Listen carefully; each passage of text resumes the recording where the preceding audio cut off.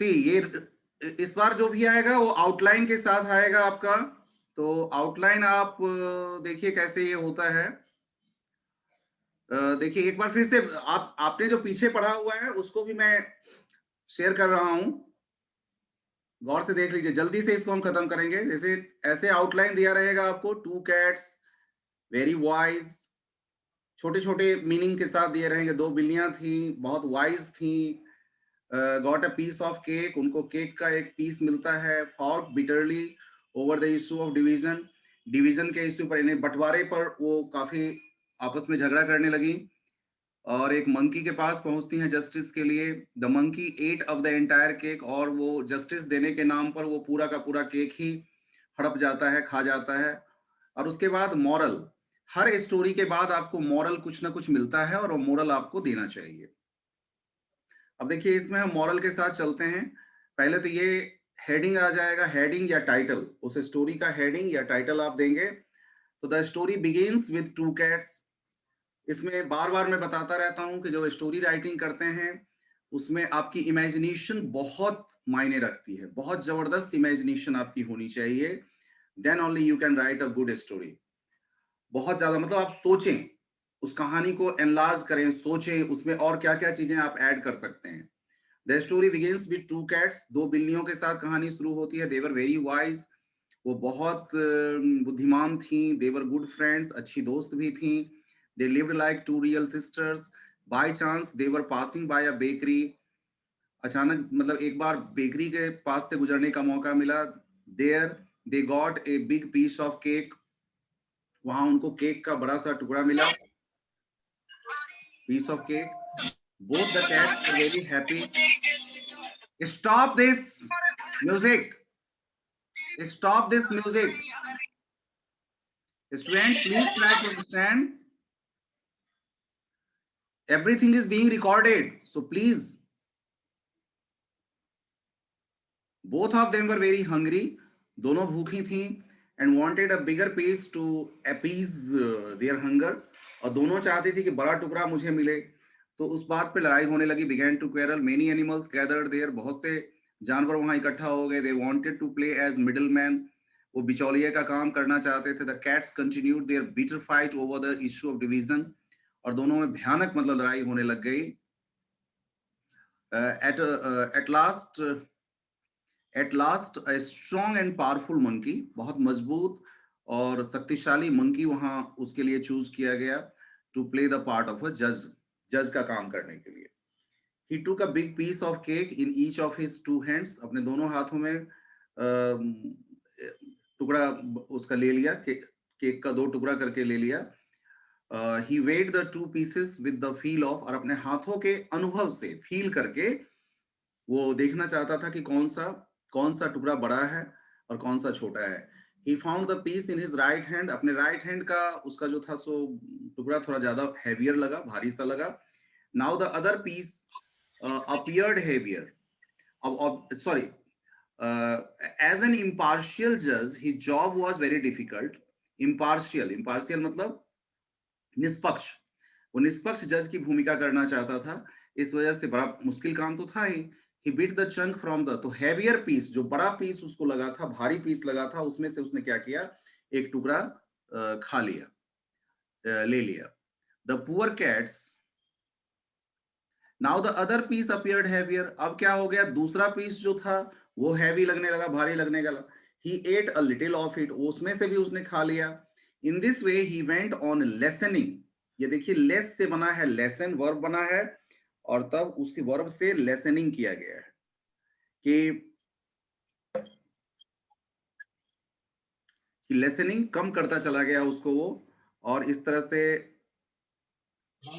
हर टुकड़ा कम होता गया। As an impulse, now the other piece appeared heavier. He ate a little of, उसमें से भी खा लिया। In this way he went on lessening, इस तरह से और टुकड़े को छोटा से छोटा करता चला गया। The poor cats looked towards his hands. बेचारी बिल्लियां उसके हाथों की ओर देखे जा रही थी। Sometimes they looked towards his face. कभी कभी वो अपने फेस की ओर देखती थी। They were awfully hungry. वो बहुत भूखी लग रही थी।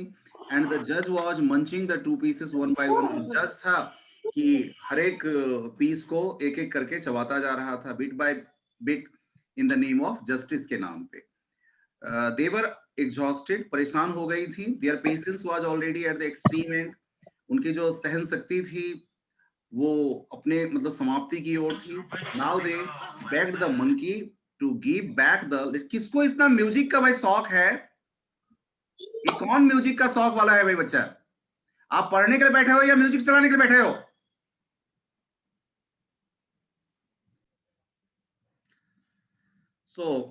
तो वो परेशान हो गई थी, उनका पेशेंस खत्म हो गया था.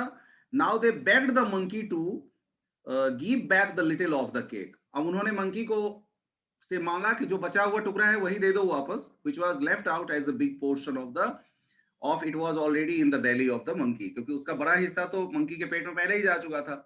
बट द क्रूएल, लेकिन ये क्रूर मंकी ने बिल्कुल नहीं सुना उनकी बात को, उनकी प्लीडिंग्स को, उनकी विनती को बिल्कुल भी नहीं सुना. एट लास्ट ही सेड, अंत में उसने कह दिया, all right, if you do not want me to settle your quarrel, अगर तुम नहीं चाहते कि तुम्हारे झगड़े को मैं खत्म करूं, यू कैन गो, तुम जा सकते हो. I can not give back this little cake, ये टुकड़ा तो अब तुम लोगों को मिलने से रहा. I shall keep it myself as the fee of my labour, जो मैंने मेहनत की है उसका ये फी है और मैं ये रख रहा हूं. Saying this, he devoured, ऐसा कहकर उसने क्या कर दिया, devoured the rest of the cake, बाकी का केक भी वो चपत कर गया पेट में.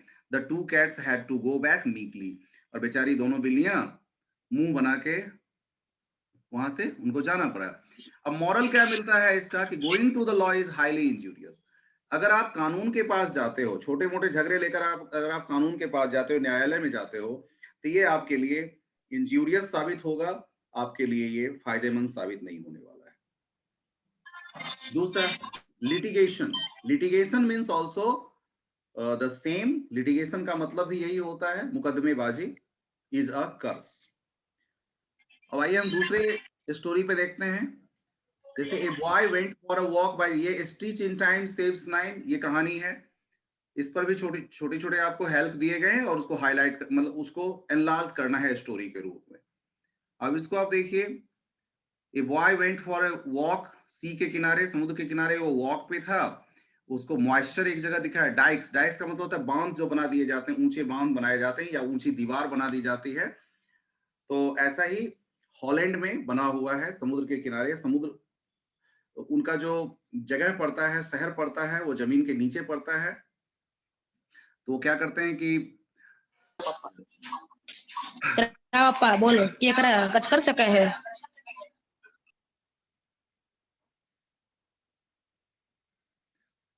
तो once a Dutch boy was off his duty, एक बार डच लड़का था जो अपनी ड्यूटी से ऑफ था वो. He took his afternoon tea, उसने अपनी दोपहर की चाय ली. And went out to have a walk, दोपहर बाद की चाय ली और वॉक करने के लिए निकल गया समुद्र के किनारे. Which kept the sea from the lowlands. He saw a slight moisture in one spot of the dikes के एक स्पॉट पर उसको थोड़ी सी मॉइस्चर नजर आई. मॉइस्चर मतलब पानी जैसा रिसता हुआ नजर आया.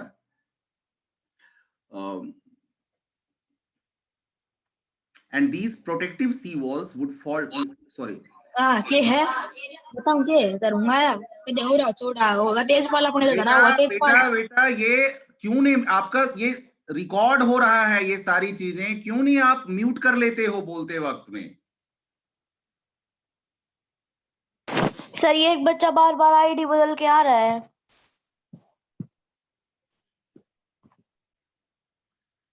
इस तरह से वो बच्चा, the boy he examined it with his finger and found a tiny hole. जब उंगली लगा के उसने देखा तो देखा कि वहां पर एक छोटा सा छेद है.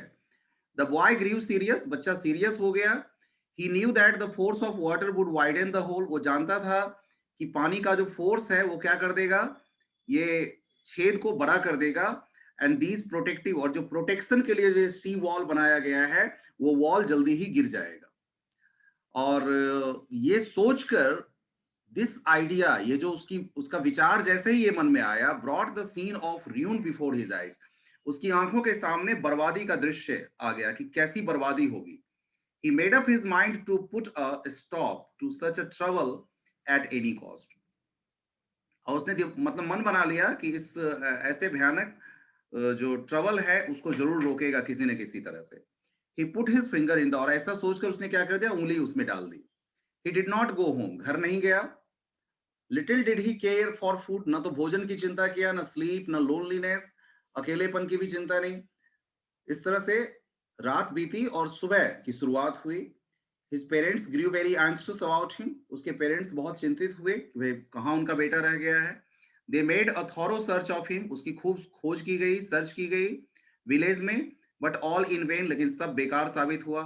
His mother grew very happy. उसकी माँ his mother came to know all about. ये है घना बोल रहा है कि क्लास में पीट जा, जो घना बोला उन्हें पीटूंगा तो नहीं पीटूंगा। ये अरे कौन है ये? Who is this? उसे काफी गर्व का अनुभव हुआ इस बात को लेके कि अब उसका बेटा ने कितना महान कार्य किया है और होल कंट्री को ग्रेट डिजास्टर से बचा लिया, भयानक बर्बादी से पूरे देश को बचा लिया।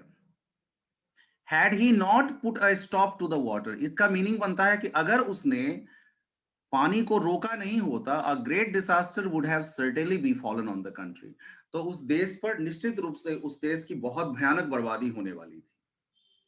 अब देखिए इससे क्या मॉरल मिला कि छोटी छोटी सी जो प्रॉब्लम थी उसको उसने समय रहते ठीक कर लिया। अगर ये प्रॉब्लम वो नहीं ठीक करता तो क्या होती, क्या दिक्कत होती, अंदाजा लगाइए क्या दिक्कत होती कि पूरा का पूरा देश बर्बाद हो जाता, उसका पूरा का पूरा देश डूब जाता। ठीक है ना। इसके बाद देखिए ये कहानी आपको बहुत अच्छे से पता है, farmer had many sons they often quarrelled, ये बहुत बार आपने पढ़ा होगा कि एक बार एक किसान था, ही हैड मेनी सन्स, उसके बहुत से बेटे थे, who used to fight and quarrel among themselves, वो आपस में लड़ते झगड़ते रहते थे। He would advise them saying, वो उनको सलाह देता था, you fight quite often, it's not good, ये अच्छी बात नहीं है, तुम्हें झगड़ना नहीं चाहिए, बहुत समझाता था उनको। But his advice had no effect on them, उस पर कोई प्रभाव नहीं पड़ता था उनके इस एडवाइस का। One day he brought a bundle of, उसने लकड़ी का एक गट्ठर लाया, बंडल लाया और उनके सामने रख दिया, before them, and asked each of them to break that, और सबको कहा कि तोड़ के दिखाओ इसको।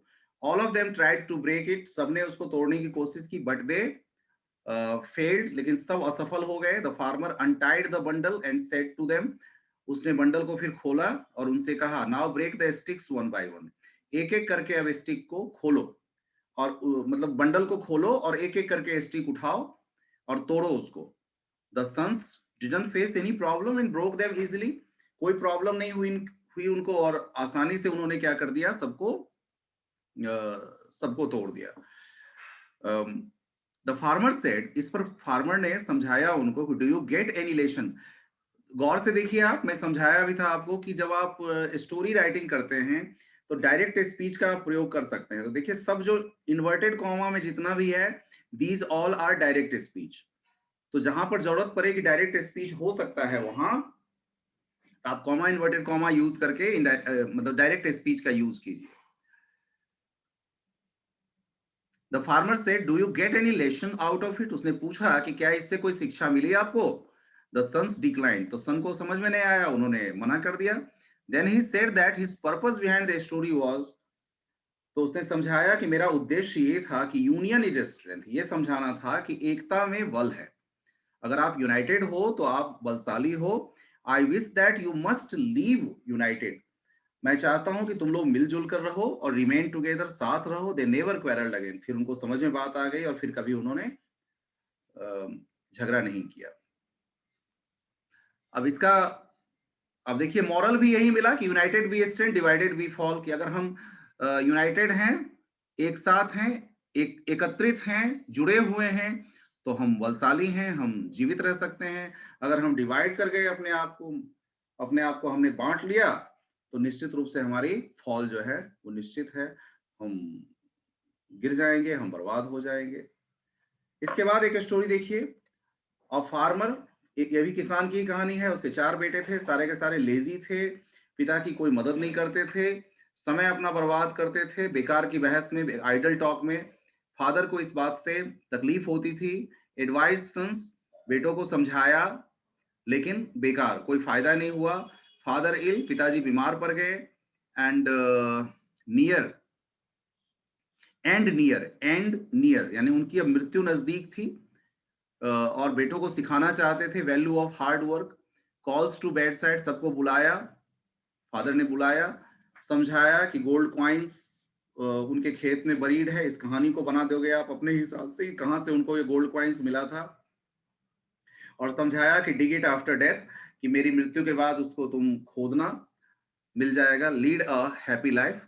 तो उसके बाद तब तब सबके समझ में आएगा, अच्छा जीवन उन्होंने जिया। फिर उसके बाद फार्मर जब मर गया, किसान मर गया, नो ट्रेजर, तो अब उन्होंने क्या किया होगा, खेत की खुदाई की होगी, कोई ट्रेजर मिला नहीं, खजाना नहीं मिला। पासर्स बाय आस्क, आसपास के गुजरने वाले लोगों ने पूछा, समझाया। सर हाँ, हेलो, सर हमारी क्लास एक लड़की है पारुल, वो एंटर नहीं कर पा रही है। आपने वेटिंग रूम को लॉक कर दिया, एक बार उसको एंटर कर लो। क्या करूं बेटा, बताओ, अभी कर रहे हैं, उसको एंटर कर लो, पारुल को। कर रहे हैं 1 मिनट।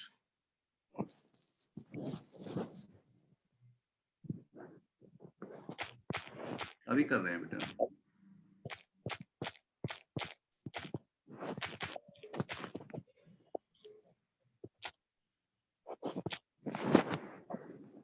हाँ, पारुल हैव यू एंटर्ड?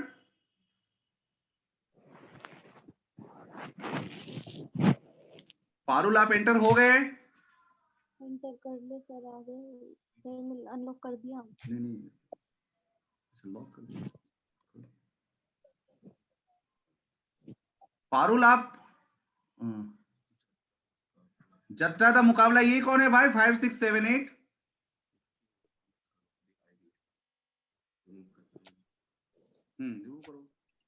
क्या नाम है सर? ये क्या है जट दा मुकाबला, ये क्या 5 6 7 8?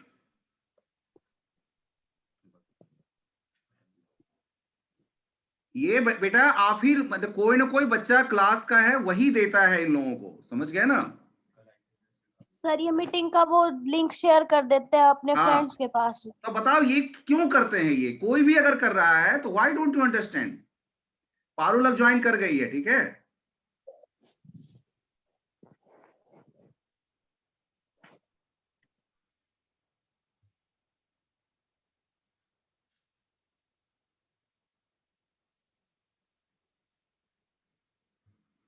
सर अब पढ़ा दो। बेटा क्या पढ़ाऊं, यही तो दिक्कत है, बार बार देखो कितना डिस्टरबेंस क्लास में हुई।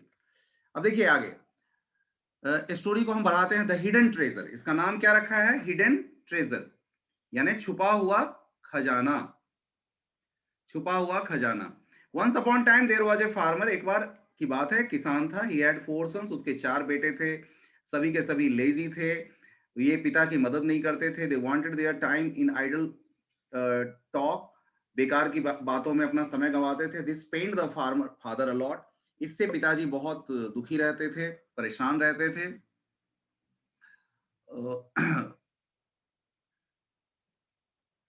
ही एडवाइज देम मेनी टाइम्स, बहुत बार सलाह दिया, to work hard but in vain, लेकिन बेकार में, कोई उनका फायदा नहीं हुआ। One day the farmer fell seriously ill, एक दिन बीमार पड़ गए फार्मर, वो जानते थे कि उनका अंत अब नजदीक है, मृत्यु नजदीक है। He wanted to teach his sons, देखिए छोटे छोटे सेंटेंस पिक किया गया है, कितना अच्छा सेंटेंस है, ग्रामेटिकली मिस्टेक कम होगा, इसलिए छोटे छोटे सेंटेंस आप भी बनाने का इससे सीखो। तो he called his sons to his bed side, अपने बिस्तर के पास बुलाया बेटों को। He said, dear sons, long long ago my father gave me a box full of gold coins, समझाया, कहानी बनाया उन्होंने कि मेरे पिताजी ने एक बड़ा सा गोल्ड कॉइंस से भरा हुआ बक्सा दिया था। Due to the fear of ये रॉबर्स की फियर की वजह से, I buried it in the fields, मैंने खेतों में उसको दबा दिया। I wish you to dig it out after my death, मैं चाहता हूं कि मेरी मृत्यु के बाद तुम लोग इसको क्या करना, खोदना, and lead a happy life, और बढ़िया जीवन तुम उससे जी सकोगे। आफ्टर अ फ्यू डेज, कुछ दिनों के बाद, द फार्मर पास्ट अवे मतलब गुजर गए, मर गए। तो जब फार्मर मर गए तो उन लोगों ने क्या किया, the sons went to the fields, खेतों में गए किसान, सारे सभी बेटे उनके खेतों में गए, और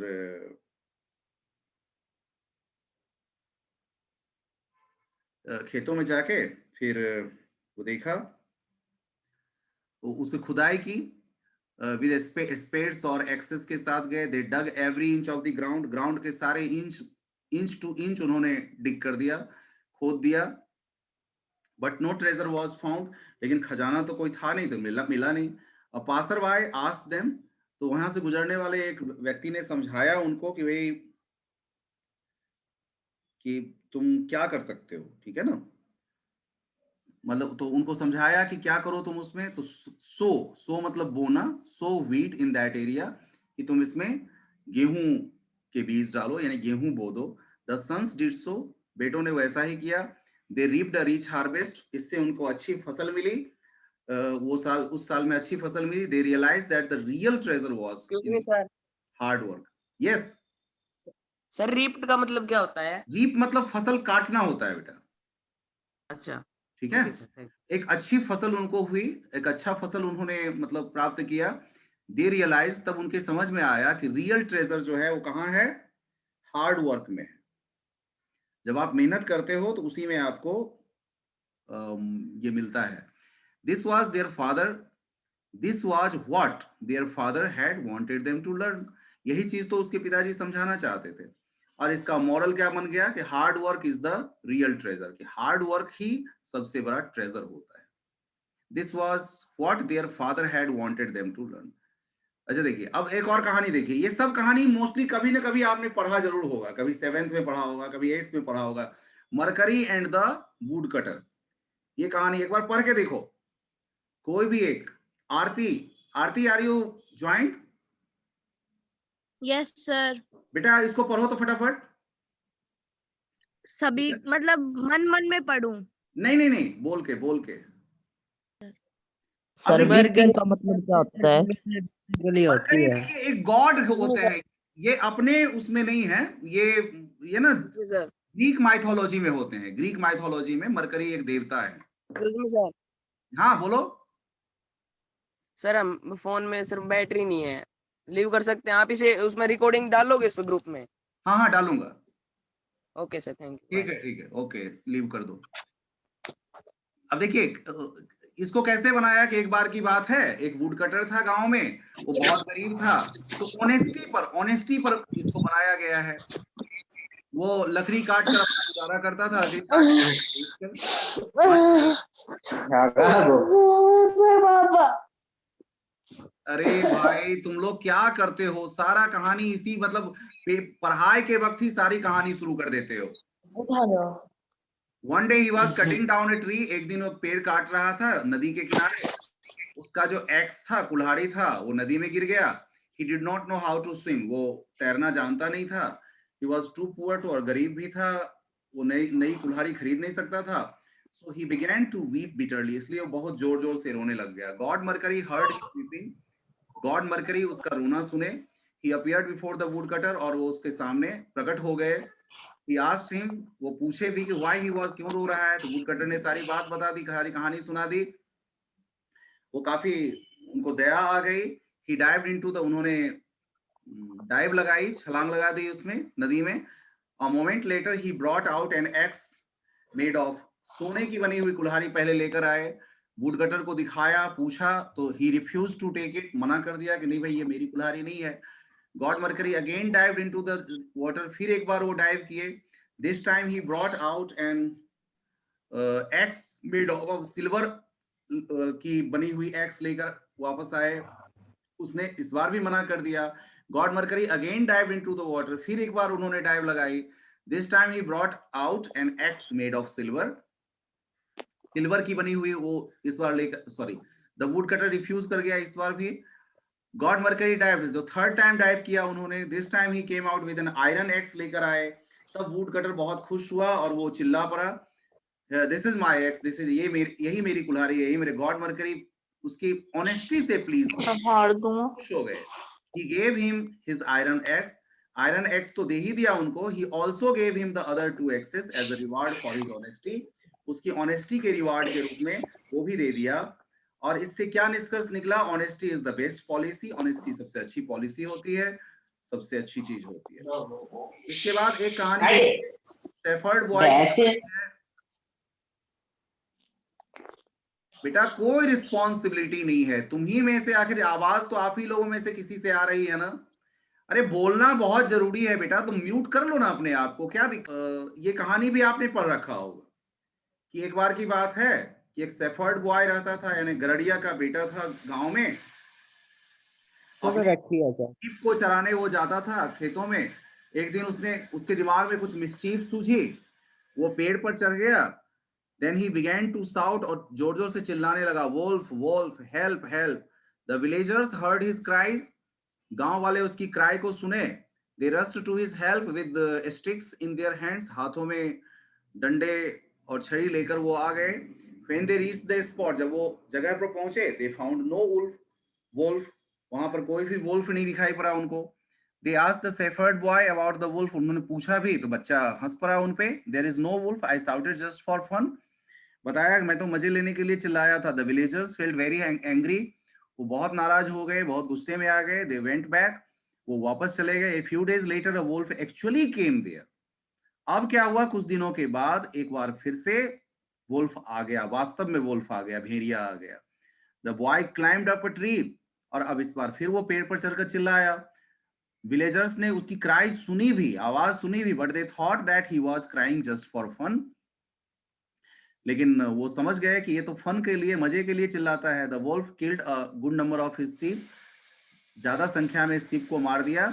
and had a hearty meal, और जम के वो उनको खा गया। लड़कों को, इस लड़के को, शेफर्ड बॉय को बहुत लॉस हुआ।